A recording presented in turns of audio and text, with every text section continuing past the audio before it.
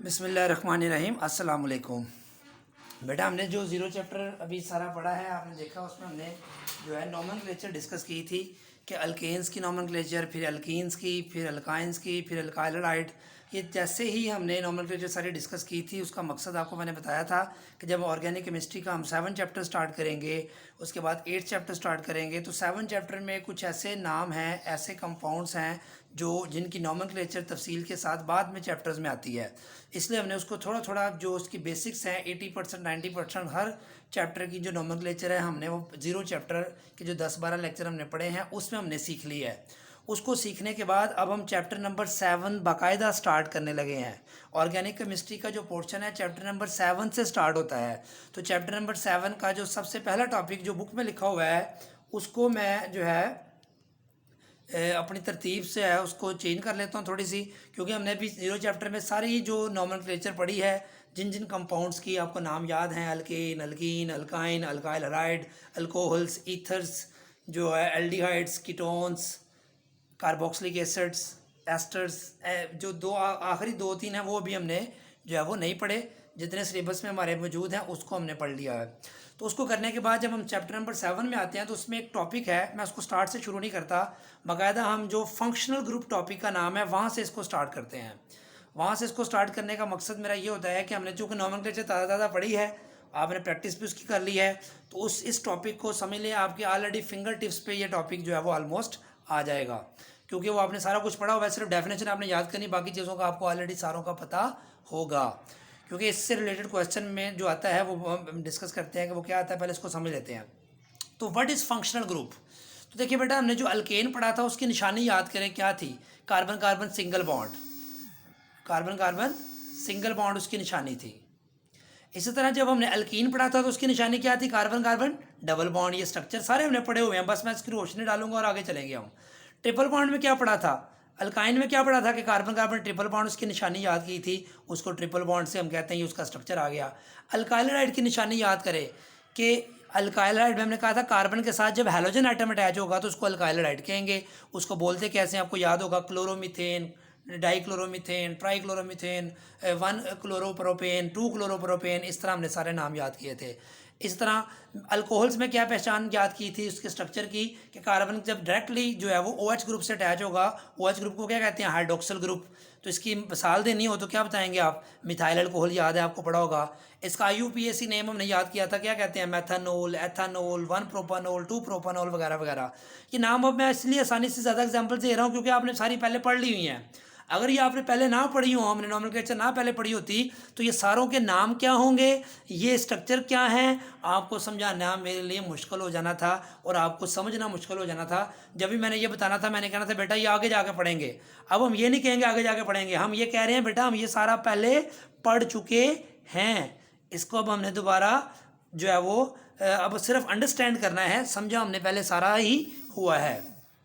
ठीक है, तो इसके लिए जो है हमारे पास जो आप देख सकते हैं कि आगे आगे ईथर पढ़ा था कि इसकी पहचान क्या पहले बताई थी स्ट्रक्चर में, तो ऑक्सीजन के दोनों तरफ कार्बन होगा तो इसको हम कहते हैं ईथर, और इसको ईथर लिंकेज भी कहते हैं। और इसकी मिसाल देनी हो तो आपको याद होगा ना, पड़ा था डाई मिथाइल ईथर कहते हैं इसको। एल्डिहाइड क्या है? इसमें C double bond O carbonyl group कहते हैं। इसके एक तरफ हाइड्रोजन फिक्स कर देंगे, दूसरी तरफ हाइड्रोजन या कार्बन या अल्काइल ग्रुप हो सकता है, इसको हम फार्माइल ग्रुप भी कहते हैं। इसकी मिसाल आपको याद हमने पढ़ी थी, formaldehyde, acetaldehyde, propionaldehyde, ये इसके कॉमन नेम थे। IUPAC नेम में क्या पढ़ा था याद करें कि नाम के आखिर में AL आएगा, E को हटा के। मैथनल, एथनल, प्रोपानल, ये सारा हमने पढ़ लिया था। तो ये सारे जो हमने चीज़ें पढ़ी थी, आपने देखा सिंगल बॉन्ड में जस्ट डबल बॉन्ड आया तो उसकी शनाख्त बदल गई, उसकी पहचान बदल गई, प्रॉपर्टीज़ बदल गई।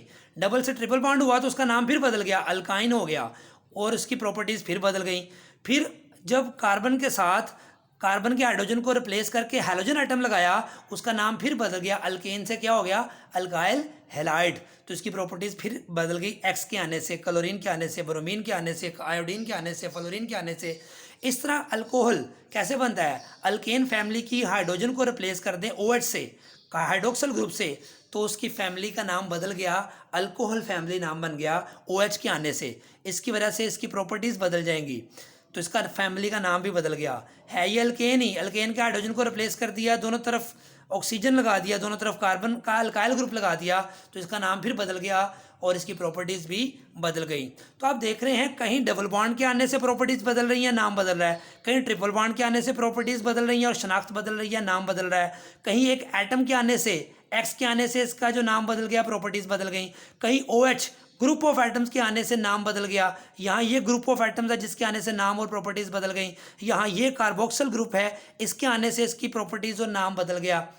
तो फिर इसका मतलब ये सारे जो एटम के आने से या ग्रुप ऑफ एटम्स के आने से या डबल बॉन्ड के आने से या ट्रिपल बॉन्ड के आने से उस कंपाउंड का नाम बदल जाता है, उसको एक शनाख्त मिल जाती है। इस वजह से इस एटम को, डबल बॉन्ड को, ट्रिपल बॉन्ड को या ग्रुप ऑफ एटम्स को जिसके आने की वजह से, जिसके कंपाउंड में होने की वजह से, जिसकी मौजूदगी से कंपाउंड को एक शनाख्त मिल जाती है, स्पेसिफिक प्रॉपर्टीज़ उसकी बन जाती हैं, ऐसे एटम को, ग्रुप ऑफ एटम को, डबल बॉन्ड या ट्रिपल बॉन्ड को हम फंक्शनल ग्रुप कहते हैं।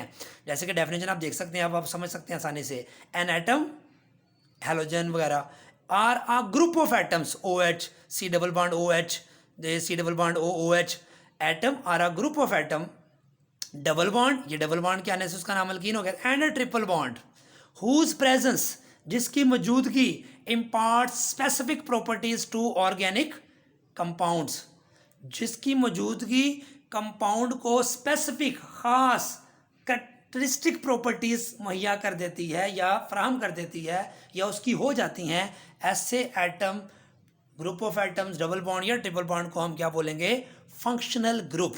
ये डेफिनेशन बेटा आपने याद कर लेनी है। आगे लिखा हुआ है इससे रिलेटेड दो information, they are chemically functional parts of molecules, ये याद रख लें कि इसका की पॉइंट देख लें कि ये केमिकली फंक्शनल पार्ट होते हैं, ये केमिकल प्रॉपर्टीज इन पर डिपेंड करती हैं।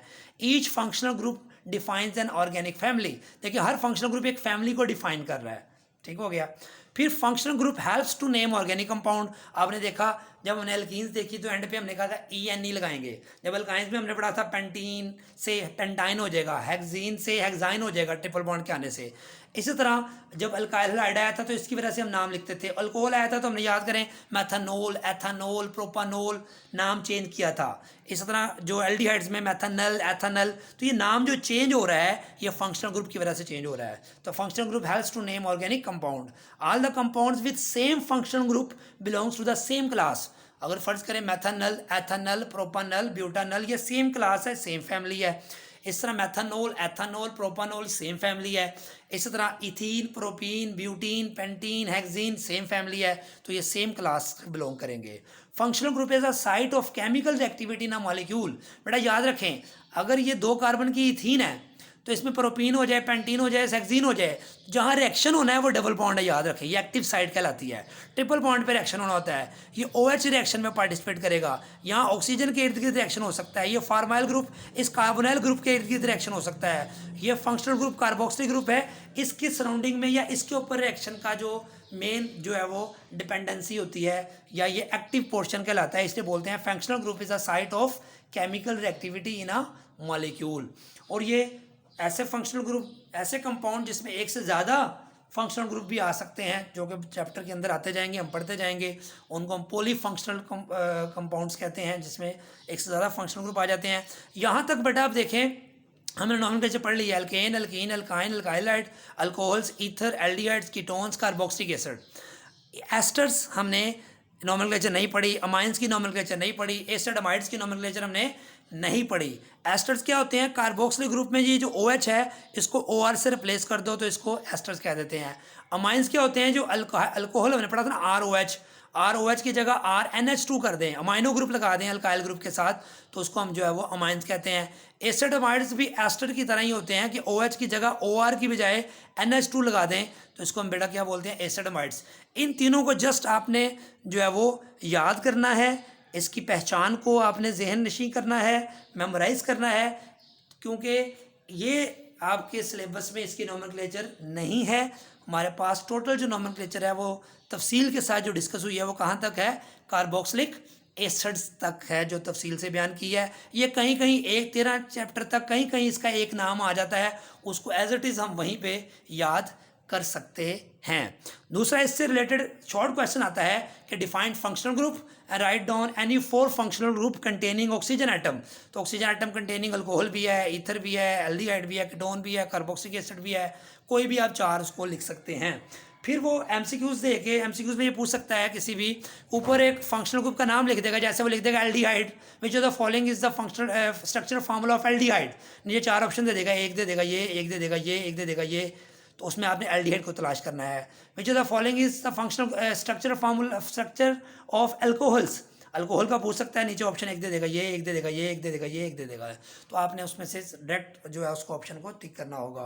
दूसरा शॉर्ट क्वेश्चन में डेफिनेशन दे सकता है और पूछ सकता है कोई से 4 फंक्शनल ग्रुप का स्ट्रक्चर ड्रॉ कर दें, उनकी एक एक एग्जांपल लिखते हैं। तो ये फैमिली का नाम है, ये उसका स्ट्रक्चर है, उस स्ट्रक्चर के अंदर जो प्रोमिनेंट पोर्शन है वो नेम, उसको क्या कह सकते हैं हम, और हर एक की एक एक एग्जांपल। ये एग्जांपल्स को याद रखना है, इसलिए मैंने इस पर ज़्यादा एम्फसाइज नहीं किया, क्योंकि हम ये तफसील के साथ हर एक ही फंक्शनल ग्रुप की नॉमेनक्लेचर 0 चैप्टर में पढ़ चुके हैं। 0 चैप्टर पढ़ना आपके लिए बहुत ज़रूरी है, नहीं तो हर टॉपिक में मैं आपको यही कहूँगा बेटा ये आगे जाके पढ़ेंगे हम, अभी फ़िलहाल इसको रटा लगा लो। अब मैं ये नहीं कहूँगा रटा लगा लो, क्यों? क्योंकि हमने पहले सारा तफसील से 0 चैप्टर पढ़ लिया हुआ है। अगर आपने 0 चैप्टर नहीं पढ़ा तो आगे आपको टॉपिक से इतना समझ नहीं आएंगे, क्योंकि मैं उसी बुनियाद पर कि आपने 0 चैप्टर पढ़ लिया है नॉमेनक्लेचर वाला सारा, तो उसी बुनियाद पर मैं आगे टॉपिक समझा रहा हूँगा। जब मैं रेफरेंस कोट करूँगा कि हमने फ़लाँ जगह पढ़ा था, फ़लाँ जगह पढ़ा था, तो मैं ज़ाहिर है अज्यूम कर लूँगा कि ये आपने पढ़ा हुआ है। अगर किसी बच्चे ने उसको नहीं पढ़ा, कोई टॉपिक छोड़े हुए हैं, तो उनको समझ आना मुश्किल हो जाएगा। तो यही सिंपल सा टॉपिक था, दुआ में याद रखिएगा। अस्सलाम वालेकुम।